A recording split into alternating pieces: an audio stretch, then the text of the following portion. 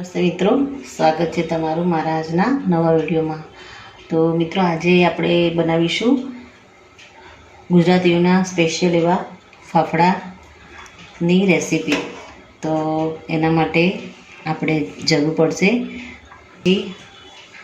આ ચમચીના માપથી આપણે મરી પાવડર લીધો છે, 1 ચમચી સોડા લીધો છે, 1 ચમચી આપણે અજમો લઈશું, મીઠું આપણે 1.5 ચમચી લઈશું, હિંગ લઈશું અને અડધી વાટકી તેલ અને આપણે એની સામે અડધી વાટકી પાણી લઈશું। તો મિત્રો, સૌપ્રથમ આપણે લોટને ચાળી લઈશું। આપણે બેસનને ચાળી લઈશું।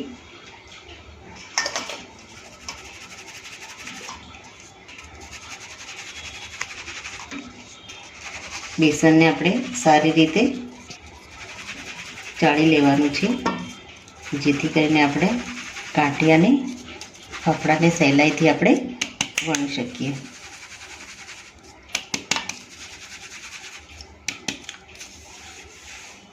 મેં આ વાટકીના માપથી 1.5 વાટકી જેટલો લોટ લીધો છે।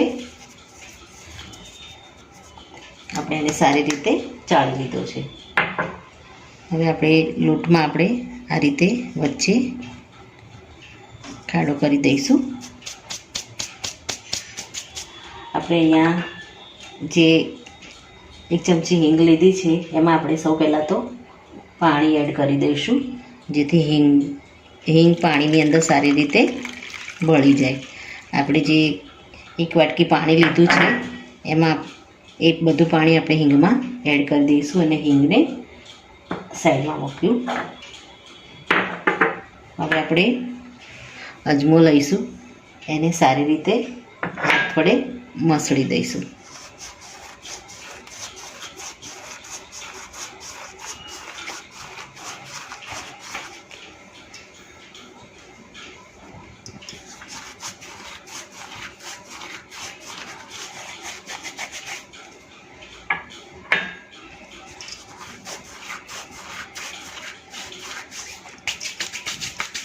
ત્યારબાદ મરી પાવડર લીધો છે આપણે, એને પણ આપણે આમાં એડ કરી દઈશું।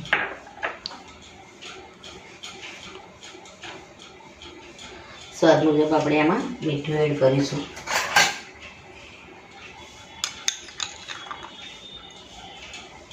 આપણે 1.5 ચમચી જેટલું આમાં મીઠું એડ કરીશું।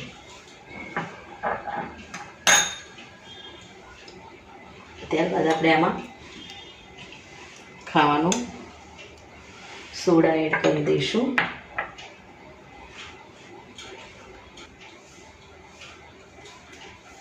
મિત્રો, હવે આપણે આમાં સોડા એડ કરી દઈશું।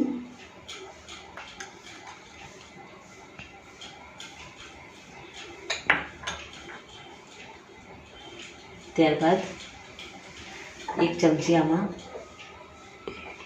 તેલ એડ કરીશું।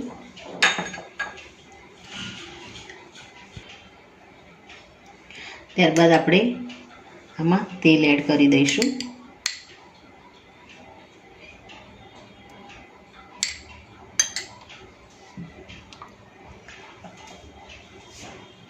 ત્યારબાદ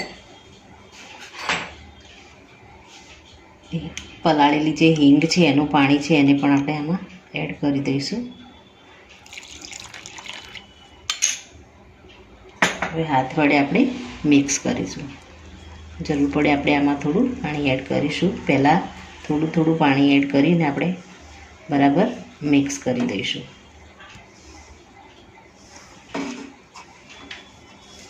આ લોટને આપણે કઠણ રાખવાનો છે, અત્યારે બહુ પાણી એડ કરવાનું નથી। ધીમે ધીમે આપણે તેલ અને પાણી થોડું એડ કરતા રહીશું અને લોટને મસળતા રહીશું।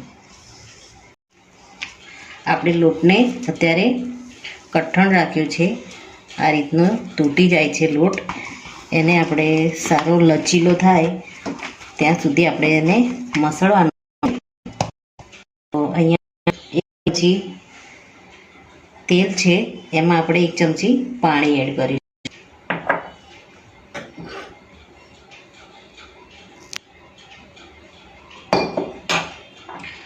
1 ચમચી તેલમાં આપણે 1 ચમચી પાણી એડ કરીશું અને આને આપણે થોડું થોડું આમાં એડ કરી અને લોટને આપણે મસળીશું.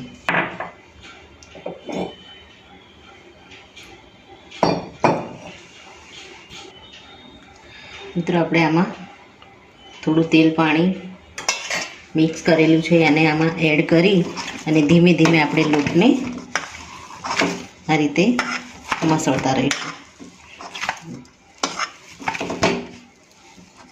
જેથી લોટમાં એક પરફેક્ટ ટેક્સચર આવી જાય. થોડું થોડું આપણે આમાં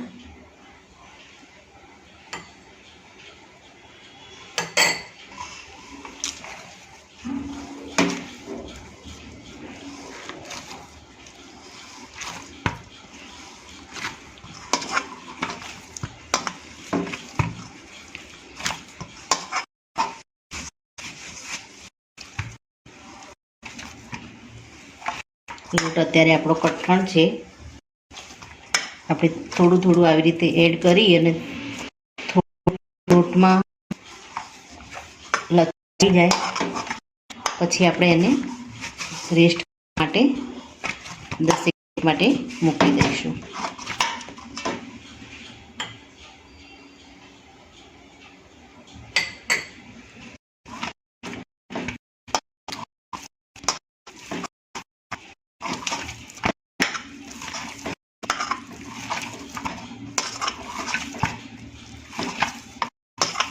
મિત્રો હવે આપણે આ લોટને 10 મિનિટ માટે ઢાંકી અને મૂકી દઈશું.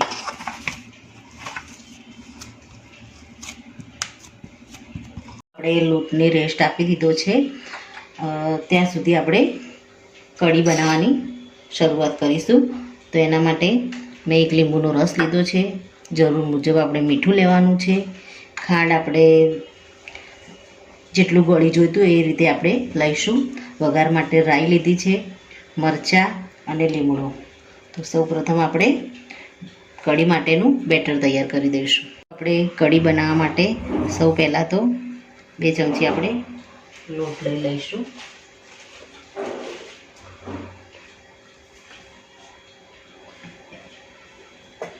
એમાં આપણે હળદર એડ કરી દઈશું.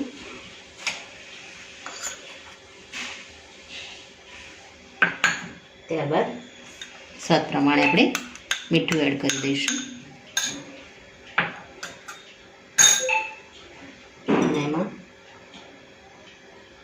લીંબુનો રસ એડ કરી દઈશું અને આપણે જરૂર મુજબ એમાં પાણી એડ કરી અને બેટર તૈયાર કરી દઈશું.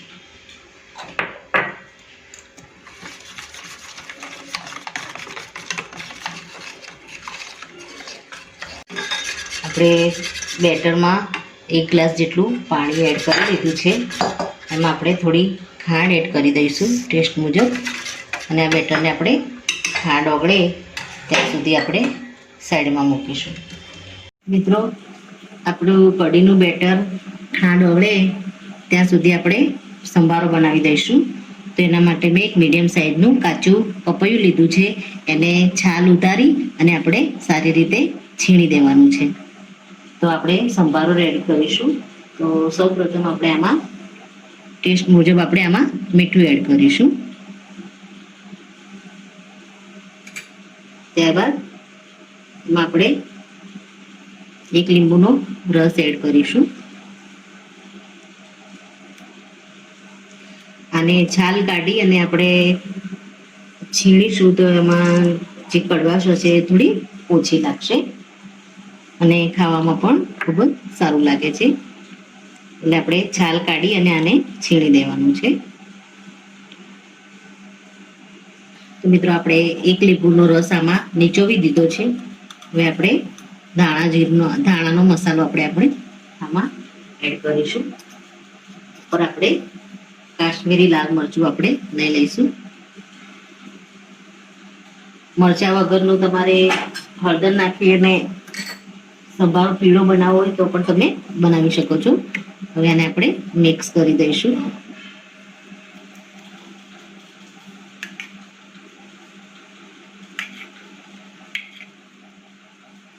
આમાં આપણે થોડી હિંગ પણ એડ કરી શકીએ છીએ. જો તમારે હિંગ એડ કરવી હોય તો તમે એડ કરી શકો છો. તો મિત્રો તમે જોઈ શકો છો આપણો સંભારો એકદમ રેડી થઈ ગયો છે.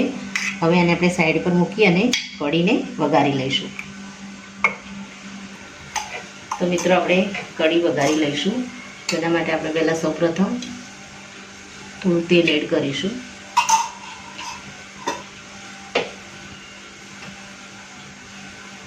ત્યારબાદ તેમાં આપણે રાઈ એડ કરીશું.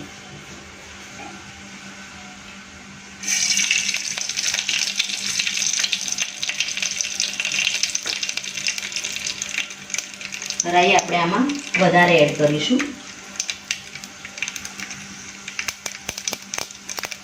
ત્યારબાદ સમારેલા લીલા મરચાં એડ કરીશું.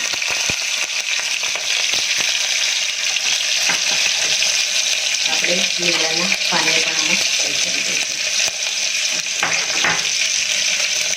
હિંગ એડ કરીશું.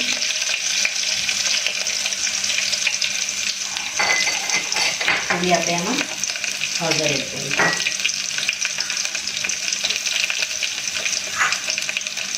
લીંબુ અને ખાંડ તો આપણે બેટર રેડી કર્યું એની અંદર આપણે એડ કરી દીધા હતા.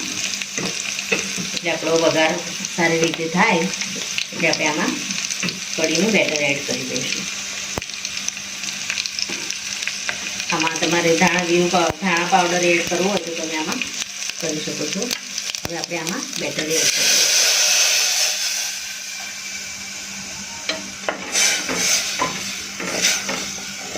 આમાં આપણે જરૂર મુજબ પાણી થોડું એડ કરીશું.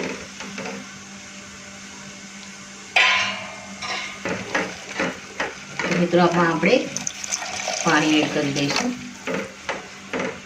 અને આને એકાદ ઉભરો આવે ત્યાં સુધી આપણે આ રીતે ચલાવતા રહીશું.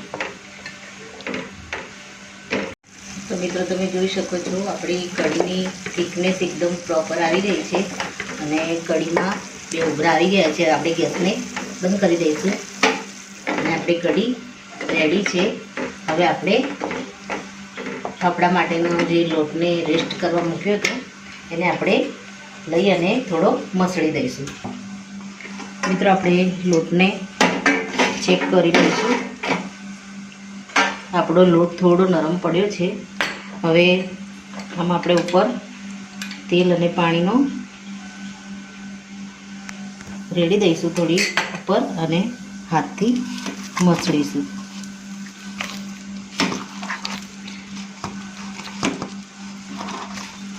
લોટ આપણો થોડો યલો કલર છે તો એમાંથી થોડો વ્હાઈટ થાય ત્યાં સુધી આપણે આને થોડી વાર મસળીશું અને એને થોડો લચકા પડતો આપણે કરીશું. થોડું થોડું આપણે આમાં તેલ પાણી એડ કરતા જઈશું અને લોટને આપણે સારી રીતે મસળતા જઈશું. તો મિત્રો આપણો લોટ એકદમ પરફેક્ટ રેડી થઈ ગયો છે. આ રીતનો તૂટતો નથી અને એકદમ લચકા પડતો લોટ. હવે આપણે આમાંથી થોડા થોડા ફાફડા વણી શકાય એ રીતના આપણે થોડા થોડા આમાંથી લોવા લઈ અને આ રીતે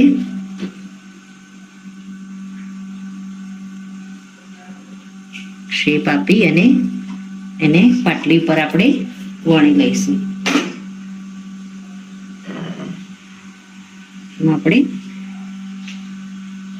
આપણે તેલ મૂકી દીધું છે. તેલ આપણું આવે એટલે આપણે એમાં ફાફડા એડ કરી દઈશું.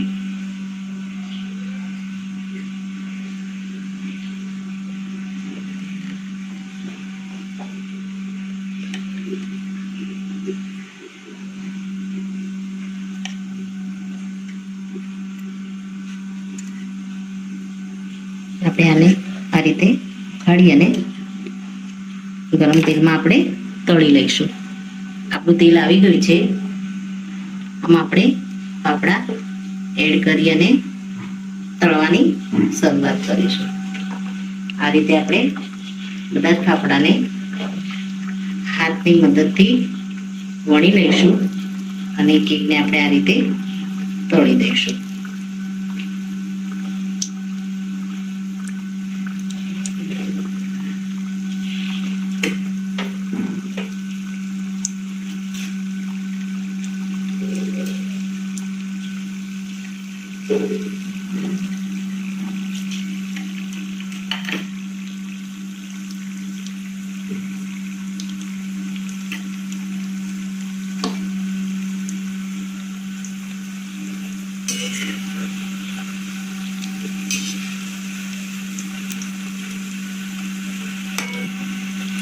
તો મિત્રો આપણા ફાફડા સરસ ગરમ તેલમાં તળાઈ રહ્યા છે. આને આપણે હવે પલટાવી દઈશું અને આપણે ગોલ્ડન નથી થવા દેવાના. થોડા ક્રિસ્પી થાય એટલે આપણે આને બહાર લઈ લઈશું.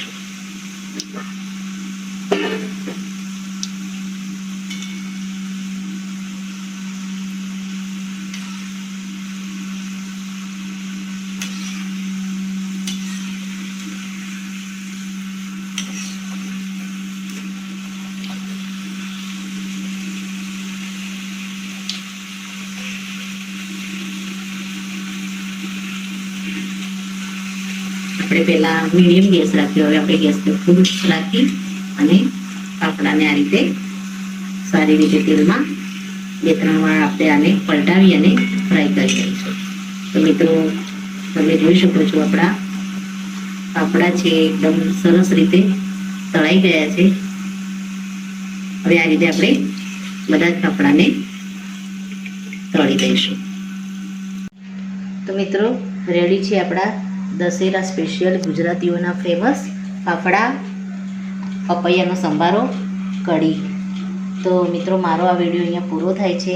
મારો આ વિડીયો જો તમને ગમ્યો હોય તો લાઈક કરજો, શેર કરજો અને તમારી ચેનલ દેશી સ્પૂનને સબસ્ક્રાઈબ જરૂરથી કરજો અને કમેન્ટમાં જરૂરથી લખજો કે મારી આ દશેરા સ્પેશિયલ ફાફડાની રેસીપી તમને કેવી લાગી. ફરી મળીશું એક નવા વિડીયો સાથે. ત્યાં સુધી આવજો મિત્રો. Thank you.